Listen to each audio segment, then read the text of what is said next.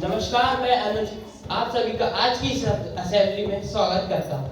आज हम कक्षा 8वीं के छात्र छात्राएं आप सभी के लिए एक डिबेट लेकर आए हैं, जिसका टॉपिक है गरम दल बनाम नरम दल। जिस प्रकार आप जानते हैं कि हमारे देश को आजाद कराने के लिए कितने सैक्रिफाइस करने पड़े, उनमें से दो दलों की विचारधारा का महत्वपूर्ण स्थान रहा है। एक दल गरम दल और दूसरा नरम दल। तो आज हमारे साथी आप सभी को ये बताएंगे कि उन्हें किस विचारधारा ने अधिक प्रभावित किया है। तो मैं सबसे पहले अपने डायरेक्टर सर से परमिशन मांगना चाहूंगा कि हमारे साथी की विचारधारा को सुने और उनके हिसाब से क्या सही है, इसको ये विचार व्यक्त करें। धन्यवाद। तो सबसे पहले मैं नरम दल वालों से कहना चाहूंगा कि वह अपनी बात रखें।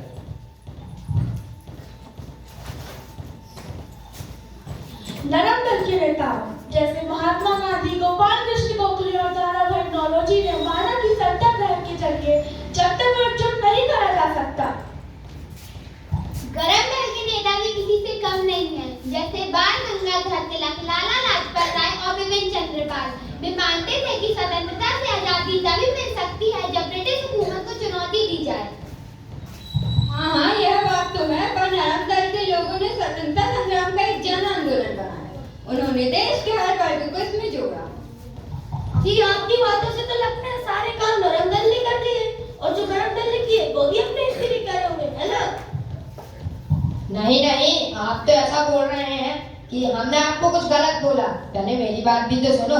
नरम दल की शांतिपूर्ण नीतियों ने अंतरराष्ट्रीय समुदाय का ध्यान भारत की ओर खींचा और भारतीय स्वतंत्रता की मुहिम को नैतिक समर्थन दिलाया। हाँ, तुम्हारी बात तो सही है, लेकिन मेरी बात भी तो सुनो। क्रांतिकारी गतिविधियों ने ब्रिटिश साम्राज्य को भारत में अपनी पकड़ कमजोर करने पर मजबूर किया। यहाँ पर मेरे पास एक सवाल है, क्या उत्तर देना चाहोगे? हाँ, जरूर। क्या गरम दल की क्रांतिकारी गतिविधियों ने हिंसा को बढ़ावा नहीं दिया? नहीं, क्रांतिकारी गतिविधियों ने हिंसा को बढ़ावा नहीं दिया है, बल्कि यह तो अंग्रेजों को अपना साधन जमाना चाहते थे।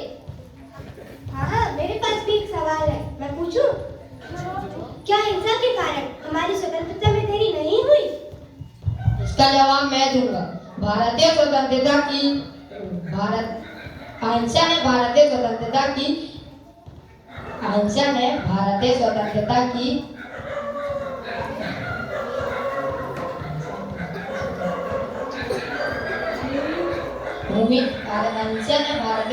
की मुहिम को नैतिक समर्थन दिलाया।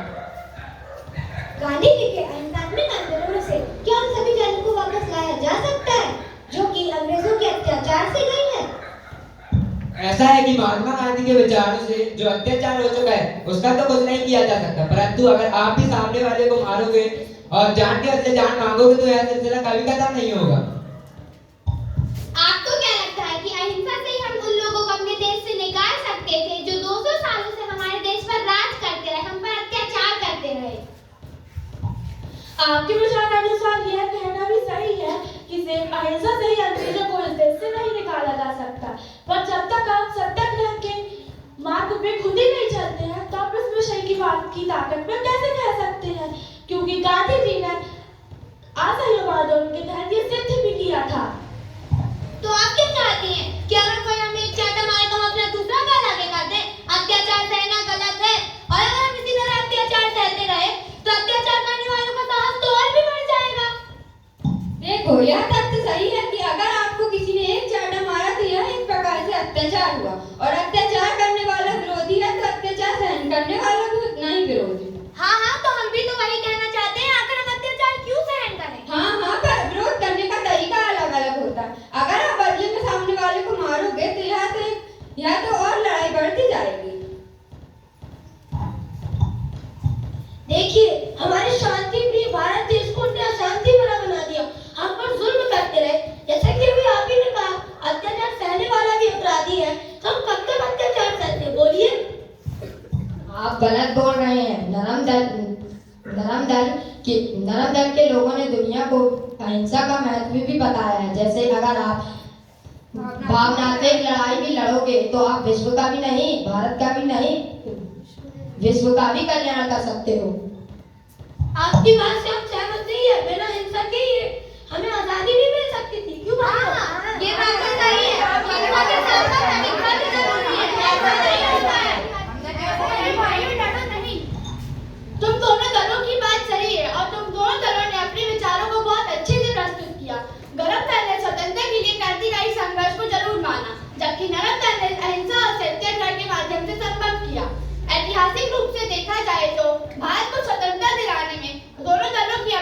अहम भूमिका रही है। हमें यह समझना चाहिए कि सफलता के लिए अलग अलग दृष्टिकोणों का मेल आवश्यक होता है।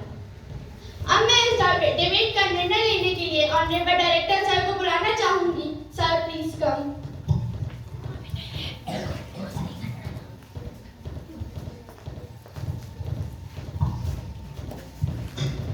जो टॉपिक चुना गया वो बहुत ही तारीफ काबिल है और वाकई ये जब मैं बचपन में ये आपकी की उम्र में था तो ये लगता था मैं भी एक गर्म दल का नेता जैसा फील करता था, क्योंकि वो जो जोश है उसका जज्बा बहुत ऊपर दिखता है।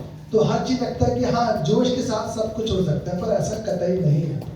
केवल जोश से अगर काम हुआ होता तो हम शायद अभी भी गुलाम रहे होते, पर अगर सिर्फ होश के साथ ही काम करते, वो जज्बा पैदा नहीं होता, तभी काम नहीं होता। तो आप बच्चों लड़ो नहीं, नरम दल हो जिन्होंने एक संयमित कंट्रोलिंग सीखा कि कैसे कंट्रोल के साथ, क्योंकि हमारे पास इतना पावर नहीं है ना। महात्मा गांधी हो, चाहे विक्रम गोखले हो, चाहे बहुत सारे नरम दल के नेता हैं, उनकी सोच दृष्टिकोण बहुत बड़ा था। उनको मालूम था कि अभी हमारे पास इतने वेल इक्विप्ड हथियार नहीं है, तो हम उनको मुंह तोड़ जवाब कैसे दें। और साथ ही साथ एक नरम की जगह अपोजिट